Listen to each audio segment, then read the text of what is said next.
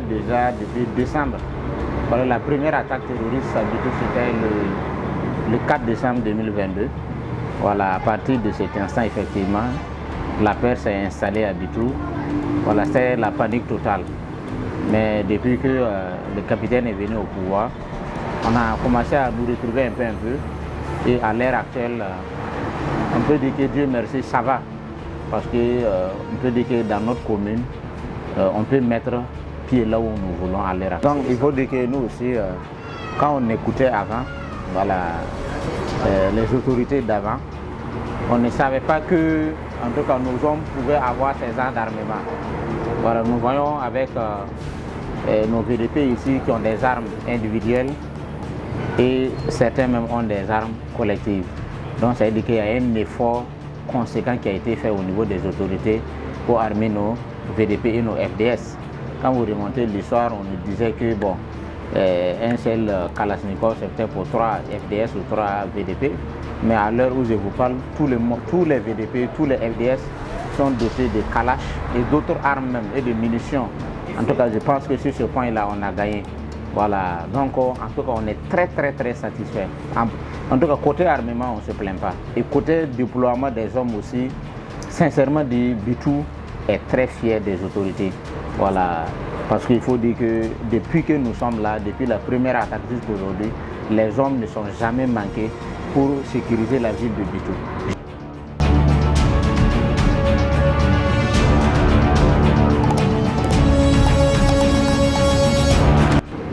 Oui, bon, il faut dire que Bitou, voilà, peut-être que le point faible, effectivement, c'est à ce niveau, parce que les choses commencent à venir un peu.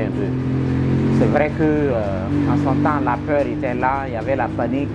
Beaucoup de jeunes n'étaient pas prêts à s'engager, mais vu que les choses ont changé, la jeunesse est prête.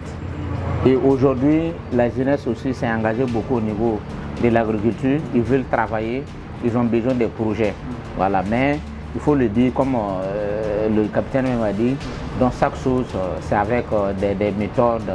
Voilà, et ça va avec des méthodes, il faut aller un peu, et on sait que ça va venir. Et les projets, il faut le dire, dans notre commune, il n'y a pas beaucoup de projets comme ça, mais on est prêt. On est prêt. En tout cas, ce qui peut être fait, on va demander aux autorités d'améliorer ça pour que les jeunes puissent en tout cas produire.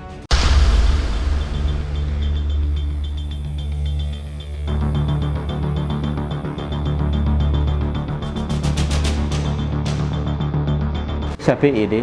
Surtout quand on partage les mêmes frontières. Voilà, si vous partagez les mêmes frontières et que vous conjuguez vos forces, c'est sûr que vous allez pouvoir vaincre l'ennemi. Et nous sommes très satisfaits de nos 3 dirigeants. Voilà, le capitaine Ibrahim Traoré, le colonel Assimi Goïta et le général Tchani. Nous sommes très contents d'eux, d'avoir en tout cas eu à l'idée cette initiative de conjuguer les forces pour pouvoir travailler ensemble afin de vaincre en tout cas le terrorisme. Si on ne se met pas ensemble, ça ne pouvait même pas marcher. Parce que les terroristes, lorsque vous les combattez à la frontière du Niger, vous vous arrêtez là, ils rentrent au Niger, ils font ce qu'ils veulent et après ils viennent vous attaquer. C'est la même chose au Mali, c'est la même chose que les autres pays frontaliers. Mais si vous conjuguez vos forces, une fois que vous lancez l'assaut, de part et d'autre, l'ennemi peut être combattu.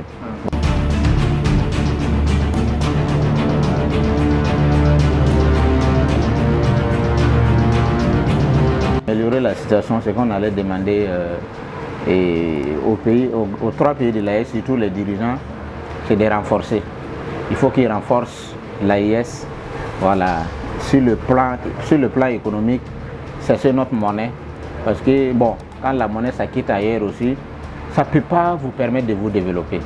Voilà, parce qu'on a souvent dit, si c'est votre propre monnaie, vous savez ce que vous allez en faire avec.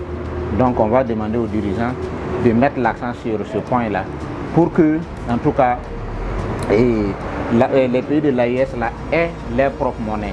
Ça peut aider beaucoup. Deuxièmement, qu'ils renforcent en tout cas leur coopérative sur tous les plans. Ils n'ont qu'à renforcer ça. Il n'y a rien de tel. S'ils renforcent ça, ça va aider la population, ça va aider la jeunesse et tout le monde va se sentir à l'aise dans les pays de l'AES. Si on est soudés, les 3 pays-là, je pense que personne ne va souffrir. Nous, on n'a pas besoin d'aide ailleurs, non. On n'a plus besoin d'aide. Une fois qu'on est soudés entre les 3 pays de l'AES là et que les dirigeants se mettent ensemble pour travailler, je pense que le reste là, ça va venir.